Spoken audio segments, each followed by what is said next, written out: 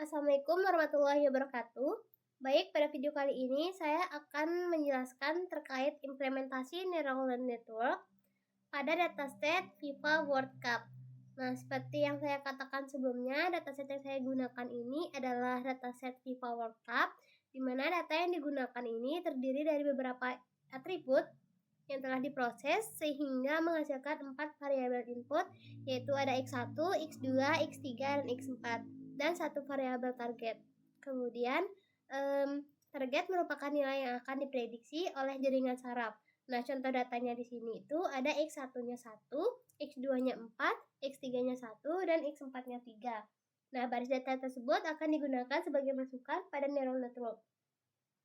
Selanjutnya, di sini ada arsitektur. Nah, arsitektur yang saya gunakan adalah 441, yang artinya 4 neuron input, 4 neuron hidden layer, dan 1 neuron output. Nah, strukturnya itu ada input layer yang menuju ke hidden layer, kemudian ke output layer. Nah, selanjutnya itu ada diinisiasi bobot. Nah, sebelum proses pembelajaran dimulai, setiap koneksi itu kita berikan bobot awal secara acak.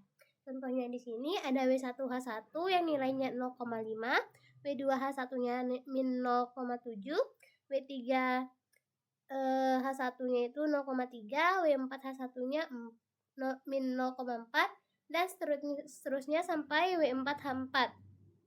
Kemudian learning rate yang saya gunakan di sini ada 0,2 dengan thresholdnya 0,5. Nah, yang selanjutnya itu langsung ke proses forward propagation. Nah, proses pertama yang kita lakukan adalah forward propagation, di mana proses akan mengalirkan data dari input menuju output. Nah, tahap pertama dari forward propagation di sini adalah input masuk, kemudian kita akan menghitung hidden layer, di mana kita akan mengkalikan inputan, contohnya X1, X2, X3, dan X4 di sini dengan nilai bobot W1H1, W2H1, W3H1, W4H1, dan biasnya. Jadi, di sini contohnya X1, nilai X1 akan dikalikan dengan nilai bobot W1H1, kemudian ditambah dengan X2 dikali W2H1, dan seterusnya, kemudian ditambahkan dengan nilai bias hidden 1. Nah, selanjutnya, menghitung Z hidden di sini adalah menghitung nilai net input pada hidden neuron.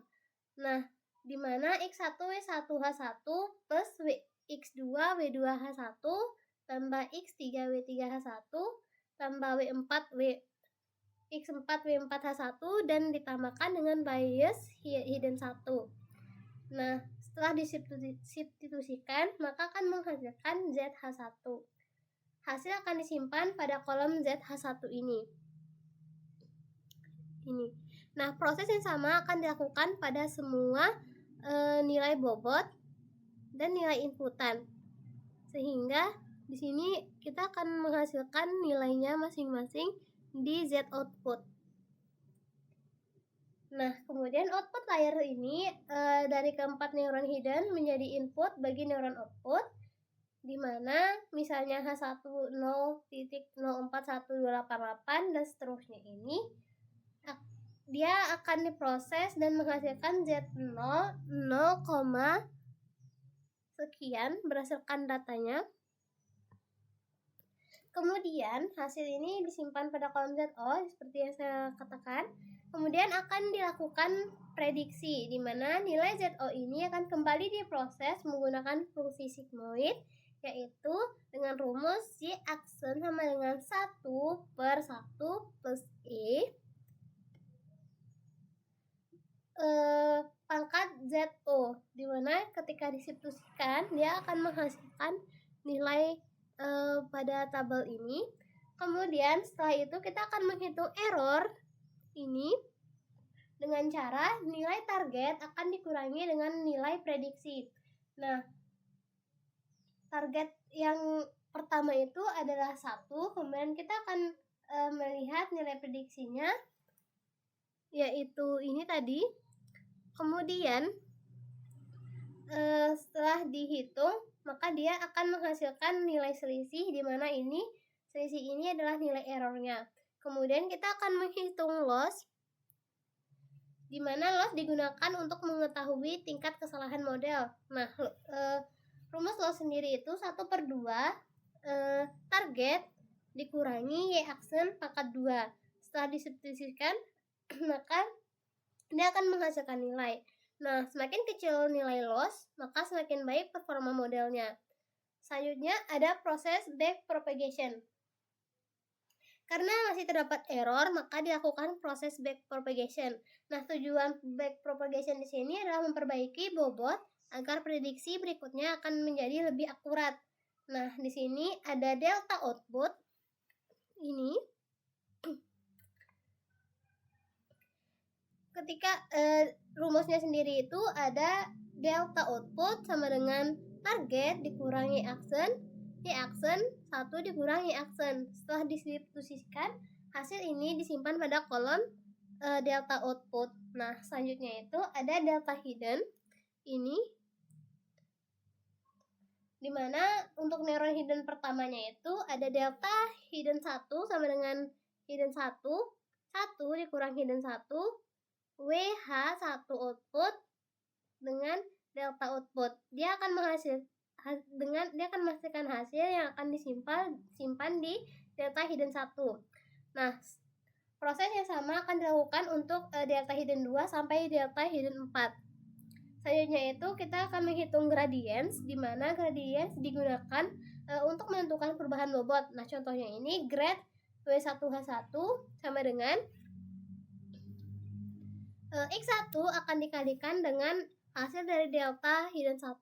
Nah, jika X1-nya sama dengan 1, maka delta H1-nya yang tadinya 0, sekian, maka grad W1H1 ini akan mengkalikan 1 dikali delta H1 dan hasilnya akan disimpan di sini.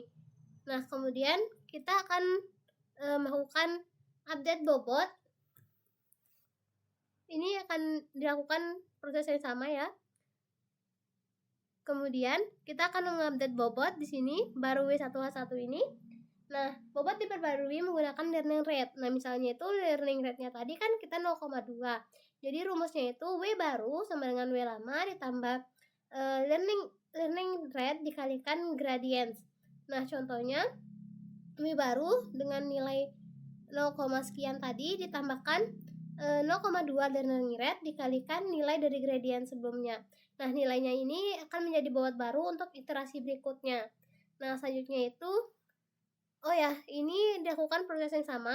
Nah, kemudian kita akan melakukan klasifikasi. Nah, di mana aturannya jika Y aksen itu lebih besar dari 0,5, maka kelasnya itu akan menghasilkan nilai 1. Dan jika Y aksennya kurang dari 0,5, maka nilai kelasnya itu adalah 0. Nah, karena hasilnya 0, sekian, yang dimana dia lebih besar dari 0,5, maka kelasnya itu menghasilkan 1. Nah, kemudian ada akurasi, di mana prediksi akan dibandingkan dengan target. Nah, target sama dengan 1, prediksinya 1. Karena sama, maka ini benar. Kemudian seluruh data akan dihitung untuk memperoleh akurasi model, di mana rumus akurasi sendiri itu adalah jumlah prediksi benar per jumlah data dikali dengan 100.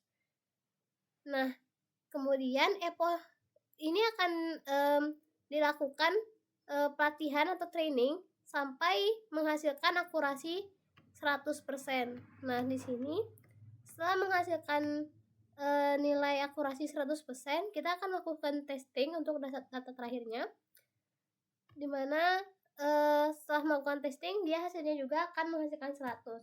Jadi, dapat disimpulkan bahwa neural network itu akan melakukan proses pembelajaran melalui 2 tahap, di mana tahap pertama itu ada forward propagation untuk menghasilkan prediksinya, kemudian back propagation untuk memperbaiki bobot berdasarkan errornya. Nah, proses ini akan dilakukan berulang hingga error semakin kecil dan akurasi modelnya semakin baik. Nah, dengan demikian, neural network ini mampu mempelajari pola pada dataset FIFA World Cup dan akan menghasilkan prediksi suatu target yang diharapkan. Mungkin cukup sekian untuk penjelasan video saya kali ini. Kurang lebihnya saya mohon maaf. Wassalamualaikum warahmatullahi wabarakatuh.